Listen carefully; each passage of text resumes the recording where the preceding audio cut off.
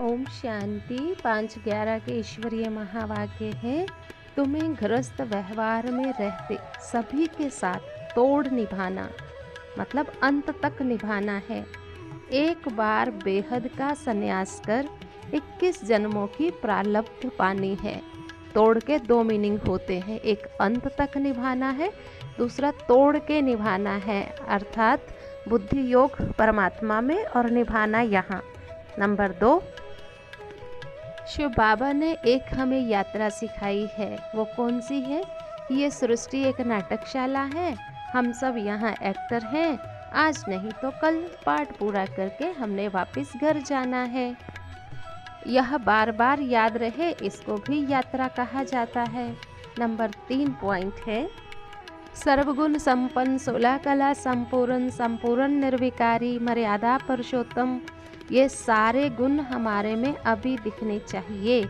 यह लक्षण हमें बाप के द्वारा ही प्राप्त होते हैं। शिव बाबा ही हमें ऐसी दिव्य गुणों की धारणा कराते जो हम सर्वगुण संपन्न बन जाते हैं।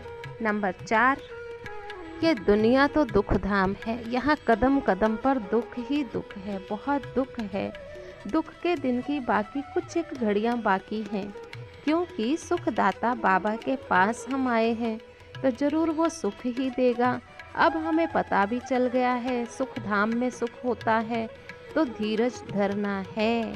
दुख की दुनिया और सुख की दुनिया में बहुत अंतर है। नंबर 5, हठ योग और राजयोग। राजयोग माना घर परिवार में भी रहना, पावन भी बनना और आश्रम के नियमों को भी निभाना, इसीलिए तो गृहस्थ आश्रम कहा गया था।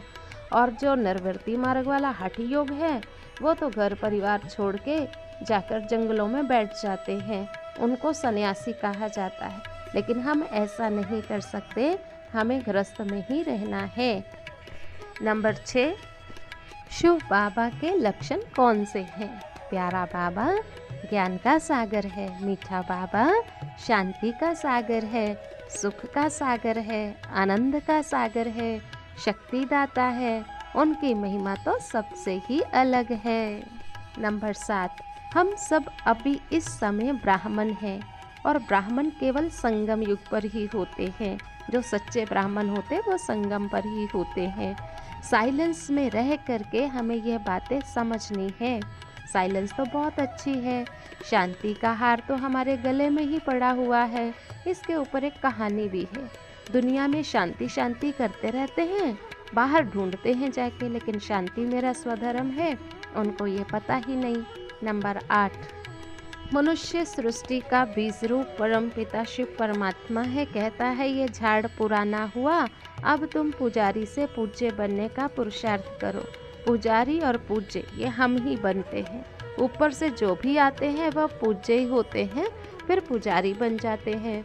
बाबा पॉइंट्स तो बहुत समझाते हैं, लेकिन कोटों में कोइयों में भी कोई समझता है, क्योंकि मंजिल बहुत ऊंची है। बाकी हाँ, प्रजा तो ढेर बनेंगी। नंबर 9, श्री लक्ष्मी, श्री नारायण, श्री राम, श्री सीता, ये जो भी हैं संगम युग पर पुरुषार्थ करके शिव बाबा से अपनी इस राजाई को प्राप्त करते हैं, पूरा वर्षा लेते हैं। ये वंडरफुल बातें हैं जो यहाँ ही समझाई जाती है।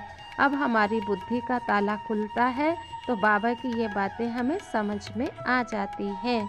नंबर 10, शिव बाबा का बर्थ प्लेस ये भारत ही गाया गया है। इसी भारत में पहले देवताओं का राज्य था, फिर असुरों का राज्य हुआ। बाकी देवताओं और असुरों की कोई लड़ाई लगी ऐसा कुछ नहीं है।